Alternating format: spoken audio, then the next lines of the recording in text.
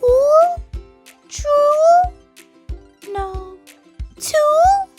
Oh, hi! Thanks for tuning into my video today, friends. And I call you that because you are kind of my friends. A lot of you send me messages with amazing stories I've never heard before.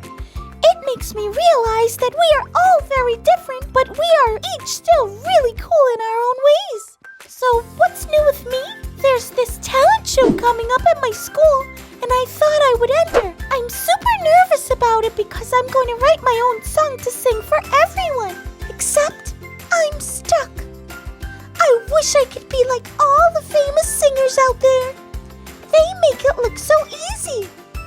I started watching videos of songs online, and somehow I found myself watching a video about wacky animals. Did you know that there are colorful spiders called sparkle muffins that do a funny dance? And there are glass frogs that have no color at all and are sort of see-through. God made some unusual things. Am I right? Hang on, I have a message from my friend. I'm really excited to hear your song at the talent show. No matter what, I think you are really cool and you're a great friend. Just give God your best. Wow, thank you. That was such a nice message. I really needed to hear that because sometimes I feel like I don't have what it takes to be a great singer. You know what else I could hear right now? A Bible story. It's time for our Bible story. It begins with a dude named Samuel. God and Samuel talked a lot. He was called a prophet because God would tell him stuff so that he could go tell God's people. It was kind of like a game of telephone, but with God. Imagine that. So the people of God wanted a king. God knew that it wouldn't be a good idea. Some people with power forget to rule fairly and become greedy. It should have been enough for the people to have God, but since the people kept asking for one, God decided to give them a king. But God is so good and always patient with us, even when we choose things that are not always the best choice. A man named Saul became the first king of Israel, but that didn't turn out to be so great. Samuel was pretty bummed out about it, but God told him to try again and to pick a new king to replace Saul. He sent Samuel to a guy named Jesse. One of his sons would be the next king. Jesse had a lot of sons, and they all seemed very king-like, meaning each of them would make a good king. But each time Samuel thought one of the sons was definitely the one that God would choose as king, God said no. And God said no to all of Jesse's sons that Samuel saw, all except for one.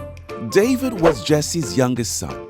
They didn't even bother to bring him in to see Samuel because they were sure he wasn't king material. But God said otherwise.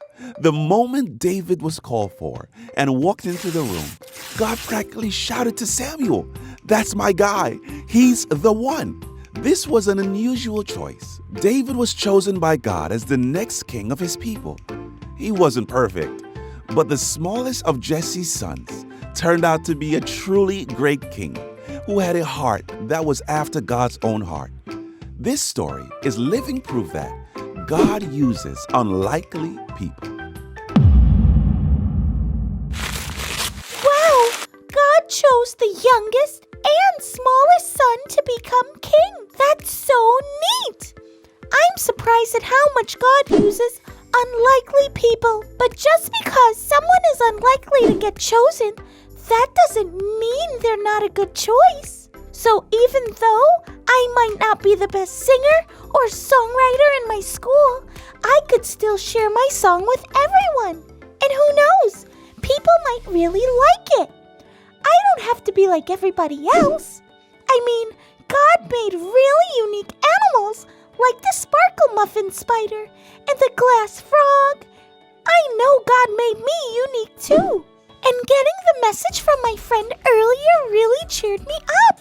I love the part about giving God your best. That's a great line. I'm going to put it in my song. I'm going to go finish writing now, and I'll share it with you all as soon as I'm done. Thanks for being here to grow with me today, friends. Love ya!